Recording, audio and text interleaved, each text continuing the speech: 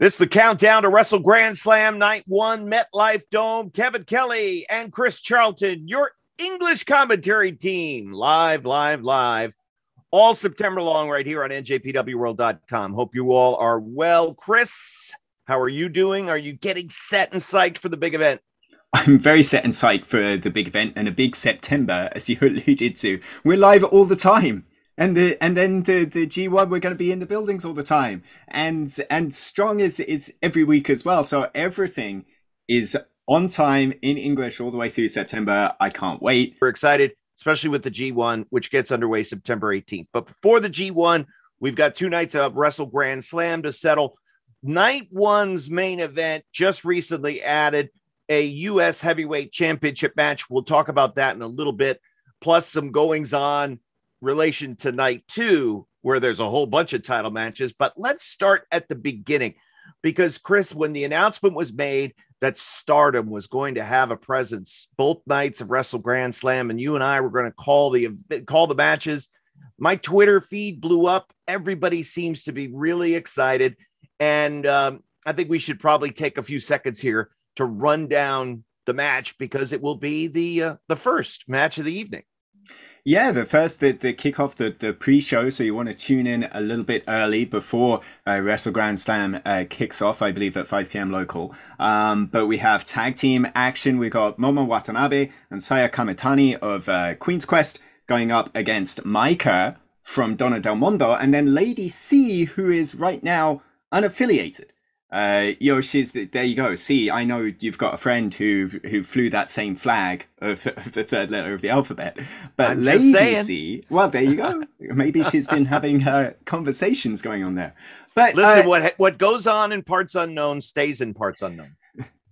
But a newcomer to Stardom, only debuted last November, hasn't particularly strung any big successes together, but she's been putting the pieces together and having these singles matches, tag matches with everybody on the roster. And there's a lot of conversation right now about where she will go in terms of the factions. Just like New Japan, Stardom has a system of different factions, and I'm sure she's being scouted here tonight, not just by Donna Del Mondo, but by Queen's Quest as well.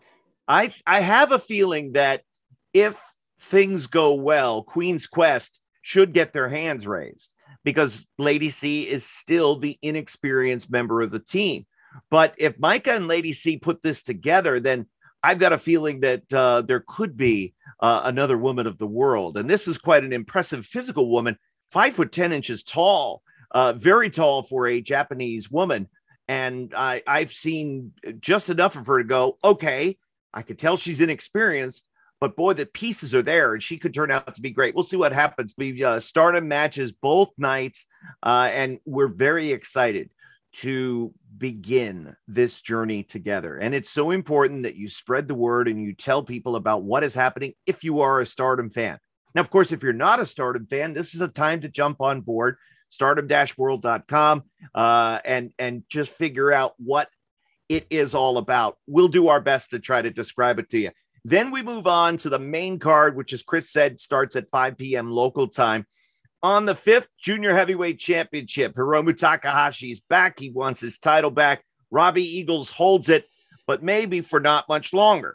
However, on the 4th, Chris, the Flying Tigers team of Tiger Mask and Robbie Eagles reunite again to take on Bushi and Hiromu. Now, Bushi and Hiromu are an established tag team. Flying Tigers just had a recent bout of success during the Super Junior Tag League. So is this a situation where the champion could be going into a preview, having dropped the decision the night before? Well, I think here we go with Hiromu and Bushi. They've got to pick up where they've left off as a team. Haven't had a direct tag team match together since all the way back in January. Of course, Hiromu's been injured. Bushi is now medically cleared after he had his brief bout with COVID. So there might be a little bit of a disconnect there. And I think that's something that Robbie Eagles and Flying Tiger especially want to exploit. They were very, very, very impressive to me as a team, as a duo, as a combination, all the way through Super Junior Tag League. So I'm not so sure. I kind of think this is a chance for Robbie Eagles to really shine and show his place and let Hiromu know that he's not someone to be looked past and not someone to be blown past. And Hiromu's talking a lot about grand plans for that junior heavyweight championship. But first, he's got to get past Robbie Eagles, and that's an extremely tough task, I think. It's not fait accompli that Hiromu will win the title on the 5th, folks. Just take our word for it with there. So it's a very interesting situation. Tag team preview, title match next night.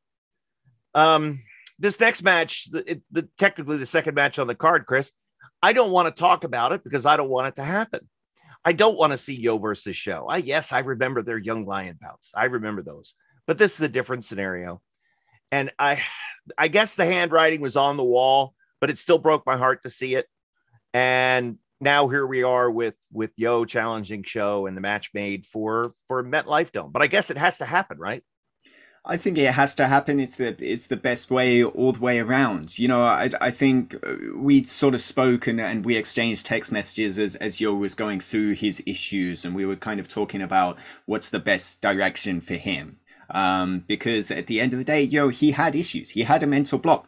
And mental health is health. And if you know, perhaps it would have been better for the two of those to split away for a little bit, take some time apart, do their own thing as a singles competitors, and then come back together later on. That's what they always talked about. So it's so sad to see that relationship that's been together for 9 years plus really broken away for good. And it's such a shame. I don't know, Kevin, whether you've had a chance to speak to Rocky and get his thoughts on the situation. I'm sure it's sort of torn him up a little bit as well to see Roppongi 3K split apart. But I think ultimately, you know, whether they come together again further down the line or whether Roppongi 3K is done for good, I think this has to happen. This needs to happen. And hopefully after that, you know, we'll move on and see where fate takes us. Rocky and I missed each other. I called him. He called me back. I promise I'm going to have like a full conversation with him before the match on the 4th, so we can kind of put Rocky's perspective in on this. Rocky's going to be busy traveling, so he wouldn't be able to be with us, but I think it's important to get his point of view because there's a lot of moving pieces with this, and we'll see what happens with Yo battling Show as to whether or not we move on from here or there is a road perhaps to reunion. One road to reunion is never going to be paved. They're not even engineering it now, and that's Chase Owens and Toru Yano. And of course, the fork in the road is that KOPW 2021 provisional trophy. Yano had it forever. Well, since January. Had it ever since January. It had never been beaten once as the KOPW champion. Chase Owens did the unthinkable Tokyo Dome. And now it's jumped up in the violence scale exponentially as they're going to have a no DQ I quit match. Fans voted on this stipulation, Chris. They picked it. And you know what? I think this was Chase Owens playing the game to perfection. You know, when as soon as he won that Rumble, the very next time we were in Korakuen Hall, Chase Owens was grabbing that microphone, shoving it in the face of Toru Yano. Do you quit? Do you give up? And, you know, I think instantly everybody was expecting Chase Owens to put out that I quit stipulation.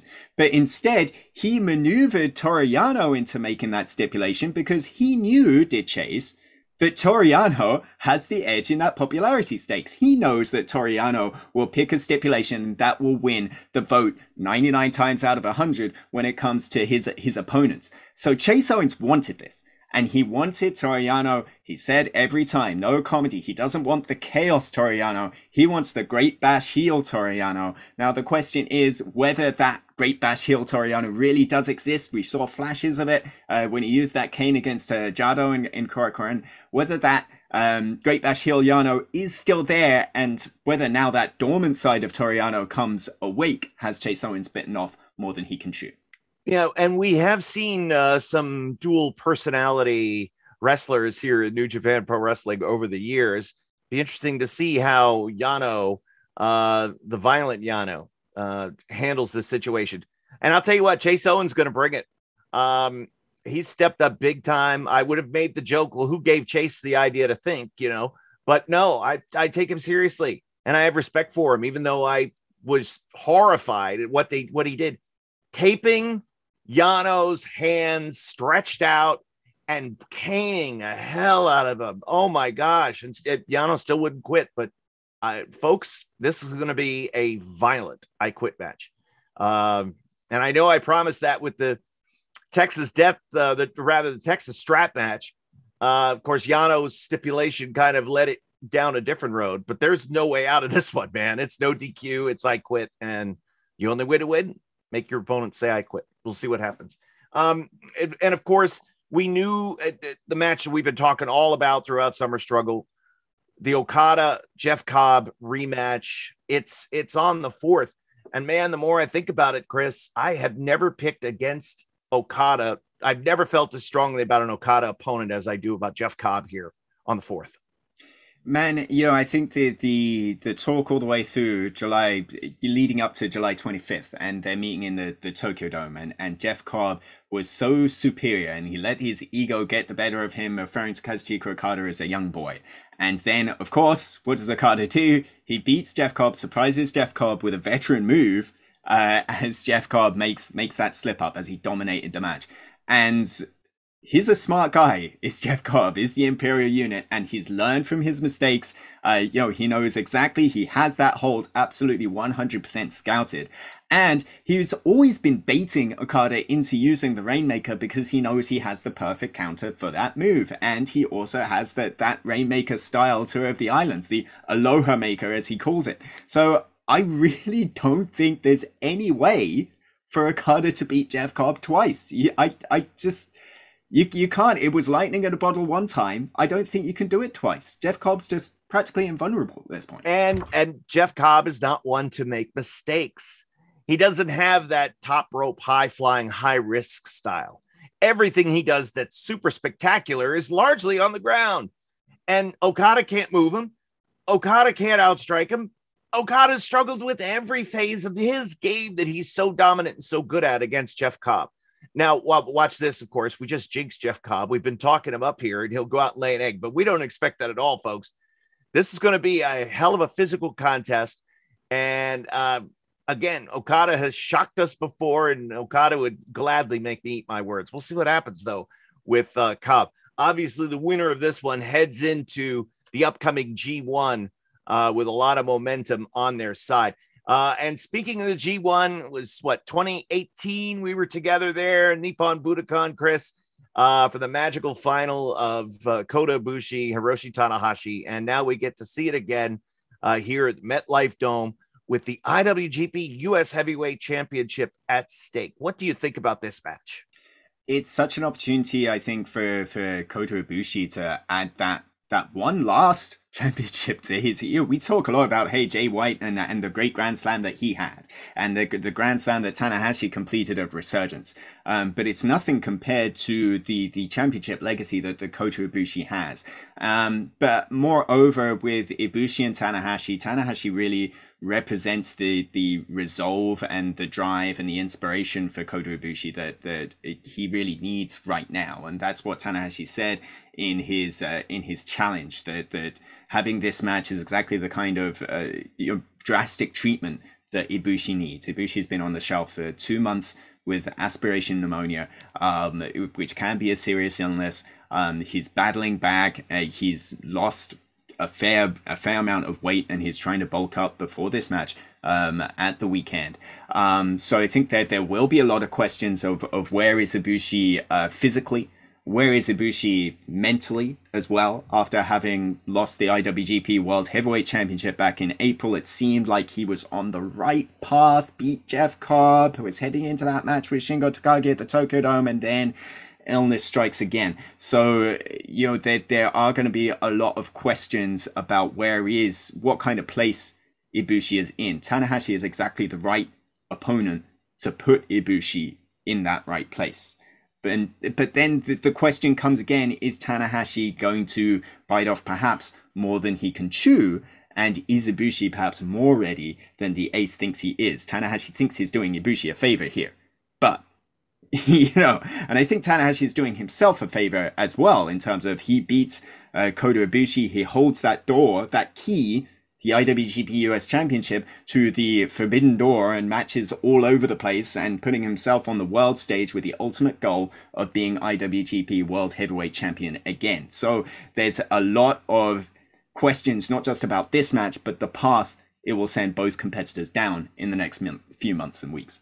I can't add anything else to that, Chris. You've perfectly nailed it. And I cannot wait to see the main event for night one of Wrestle Grand Slam at the MetLife Dome. Chris and I both will be in Japan, but not the same room, not for 14 days anyway. And then the real excitement of the G1 will begin. So that's your preview for night one, MetLife Dome, Wrestle Grand Slam.